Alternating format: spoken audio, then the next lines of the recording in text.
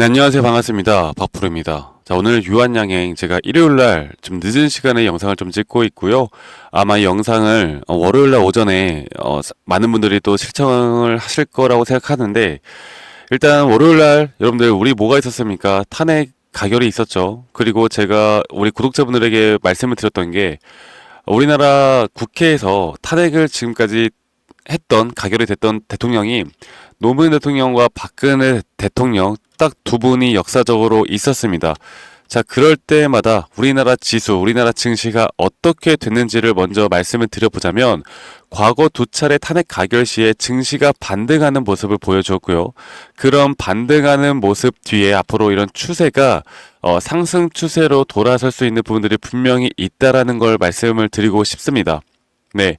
그래서 지금 보시면 탄핵안이 국회 가결된 후에 이듬해 말까지 추세가 바뀌면서 코스피 지수가 약 25.5% 가까이 상승했던 기록이 있고, 그 이후에 또 다른 섹터들이 수급이 또 들어오는 섹터들이 분명히 많아질 것이기 때문에 우리나라 사실 유한양행뿐만 아니라 우리나라 바이오 섹터들이 계속 힘을 받지 못하고 있는 것도 사실이었고, 이런 부분들이 좀 추세 전환과 함께 좀 분위기가 분명 달라지는 부분들이 있다라고 하면, 저는 이제부터는 유한양행이 저는 제가 말씀 항상 드리고 있는 기술적 반등 부분이라도 분명 빠르게 올 수 있다라는 걸 다시 한번 말씀드리겠습니다.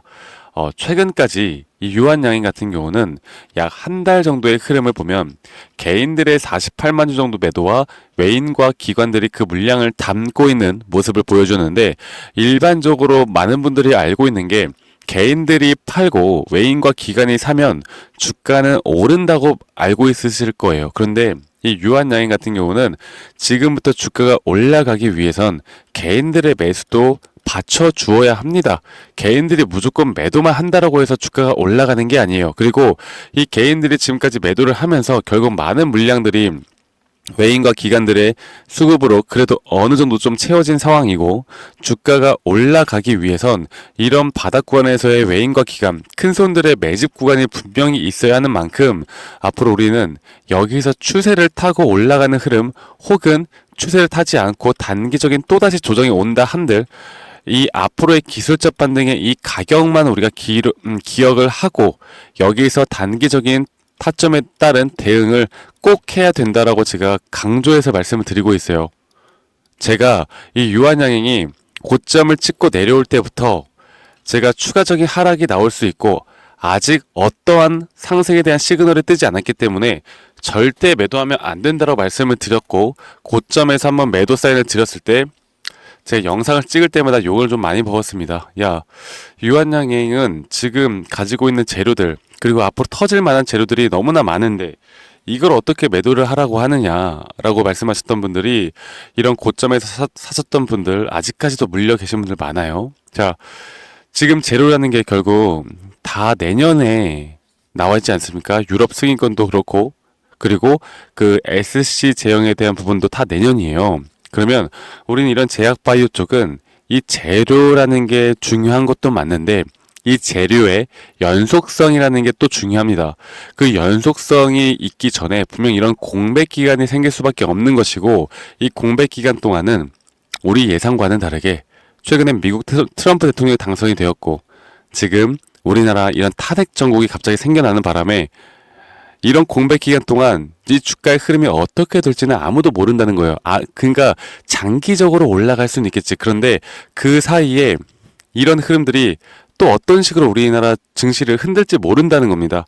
그렇기 때문에 제가 여러분들께 절대 매수적인 타이밍을 말씀을 드리지 않다가, 지금 이제 이 구간부터는 분명 단기적인 바닥은 나왔다고 말씀드렸어요. 제가 거기에 대한 근거를 다시 한번 또 구독자분들에게 말씀드리겠습니다. 지금 많은 분들에게 제가 이런 유한양행에 대한 차트 분석뿐만 아니라 또 다른 종목들에 대한 차트 분석들도 여러분들과 함께 같이 만들어 드리고 있고, 이런 부분들을 제가 여러분들과 함께 이끌어 가고 있는 만큼 여러분들 또 많은 분들 오셔가지고 꼭 도움 받아보시길 바라겠고, 제가 이거는 조금 이따가 다시 말씀드릴게요. 자, 이 차트를 볼 때 첫 번째 메커니즘, 가장 기본적인 메커니즘이 뭔지 먼저 말씀을 드려보자면, 일반적으로 상승 파동이 이렇게 5파동이 나오고 그 다음에 이런 ABC 형태에 대한 조정 파동이 나온다고 말씀드렸습니다. 유한양행 같은 경우는 이전에 저점 구간부터 지금 명확하게 다섯 파동에 대한 부분들이 확연하게 끝이 났기 때문에 우리가 지금 이 구간부터 저도 사실 지금 약간 헷갈리는 게 있다라고 말씀을 드렸던 게 어떤 거냐면 지금 이 바닥 구간부터 앞으로의 상승이 추세를 반전시키는 그런 모습을 보일지 혹은 아까 좀 전에 말씀드렸던 ABC 파동이 이런 식으로 다시 한번 저점 이탈이 나올지는 저도 지금 사실 모르겠어요. 네.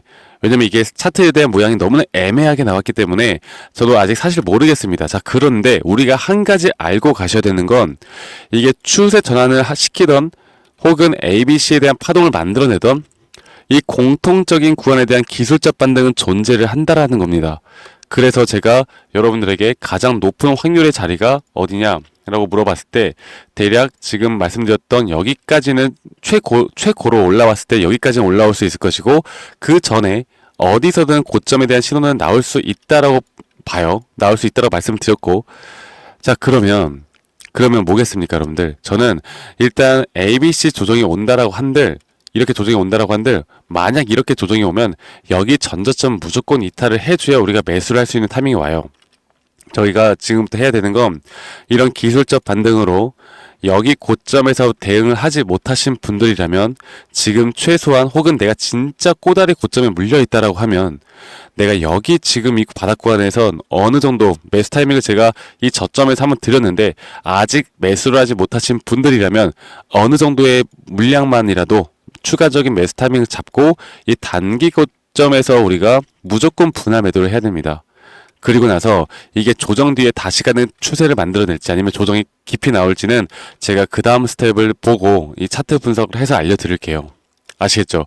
그리고 제가 이 고점에서 매도 사인을 드렸던 이유와 이 저점에서 매수 사인을 드렸던 이유 다시 한번 말씀드리자면 너무나 명확하게 나왔다고 말씀드렸던 게 이 지표들도 제가 다 공유를 해드릴 거지만 이렇게 세 파동이 나왔고 마지막 다섯 파동째가 나올 때 주가가 조정 뒤에 한 번 더 주가가 충분히 올라왔습니다. 그러니까 고점을 뚫었잖아요. 고점을 뚫었는데 그런데 지금 보시는 것처럼 사람들의 매수 심리가 점차 약해지고 있었습니다. 주가는 올라왔지만 이런 매수 심리가 약해졌다는 건 뭡니까? 하락 다이버전스, 앞으로 추세가 전환될 수 있다는 걸 알 수가 있는 부분이겠고 지금 여기에서도 이 단기적인 이 파동이 끝이 났다라는 걸 알 수 있는 부분은 다시 한번 저점 이탈이 나왔지만 뭡니까 여기도 이 매도에 대한 저점이 높아졌고 매수 심리가 상당히 강해지는 구간이 나왔죠. 우리가 이런 구간에서보다 단기적인 또 상승에 대한 추세를 분명 만들어낼 수 있다는 걸 말씀을 드렸고 제가 앞으로 이 유한양행은 여러분들이 단기 고점에서든 어떻게 해서든 우리가 결국 수익 구간으로 더 크게 가져가기 위한 전략들을 제가 알려드릴 거고 여러분들이 이런 것들을 알고 있느냐 모르고 있느냐가 저는 가장 큰 여러분들의 수익의 계좌의 수익을 만들어낼 수 있는데 가장 큰 결정을 해 나간다고 봅니다. 아시겠죠? 그래서 제가 아까 말씀드렸던 저희 구독자방에 많이 오셔가지고 이런 도움들 혹은 유한양행뿐만 아니라 다른 종목들에 대한 타점들도 좀 같이 도움을 받아보시길 바라겠고요. 제가 다시 한번 말씀드릴게요. 010에 2011-9671로 저에게 유한이라고 문자 한 통 남기시는 거 잊지 마시고 이런 장중 타점과 말씀드렸던 지표들까지도 꼭 도움 받아가시길 바라겠습니다. 여러분들이 잠깐 20초 투자해서 저한테 문자 보내시는 게 여러분들의 저는 계좌의 수익을 다르게 만들어 드릴 수 있다고 자신있게 좀 말씀을 드리겠고요. 지금 좀 전에 말씀드렸던 것 뿐만 아니라 우리나라 코스피 지수도 이 단기 지금 반등이 나오잖아요. 이미 여기서도 지금 시그널이 나왔습니다.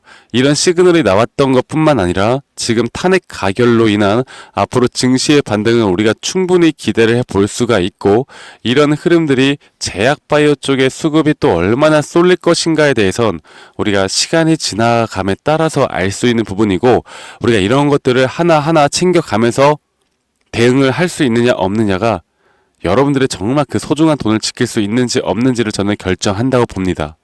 아시겠죠, 여러분들? 이거 하나만 기억하세요. 이거 하나만 기억하시면 되시고, 그리고 최근에, 우리나라 지수 유한양뿐만 아니라 여러 가지 또 지표들이나 지수가 안 좋은 흐름을 나타낼 때, 우리나라에 돈이 들어왔던 섹터가 뭐가 있습니까? 정치 테마, 그리고 비주류 테마들이었죠. 예를 들어서 초전도체나 아니면 정치 테마주 이런 식으로만 지금 수급들이 쏠리고 있었는데 이런 수급들이 다시 한번 또 다른 섹터들로 분명 돈이 들어올 것이고 우리가 유한양행 뿐만 아니라 또 다른 섹터들에 대한 종목 공부들도 분명히 해 나가야 하기 때문에 제가 종합적으로 여러분들에게 도움을 될 수 있는 부분들은 제가 최대한 알려드리도록 할 테니까 이런 부분들도 여러분들 놓치지 마시고 저와 함께 나가면서 재밌는 주식을 앞으로 해 나가면 좋겠다라는 말씀을 먼저 드리고 싶네요. 여러분들 오늘 내일 이제 또 좋은 하루 보내시길 바라겠고요. 저는 다음에 더 좋은 영상으로 또 여러분들께 인사드리도록 하겠습니다. 구독, 좋아요 그리고 유한이라고 저에게 문자 보내시는 거 잊지 마시고요. 여러분들 다음에 뵐게요. 감사합니다. 박프로였습니다.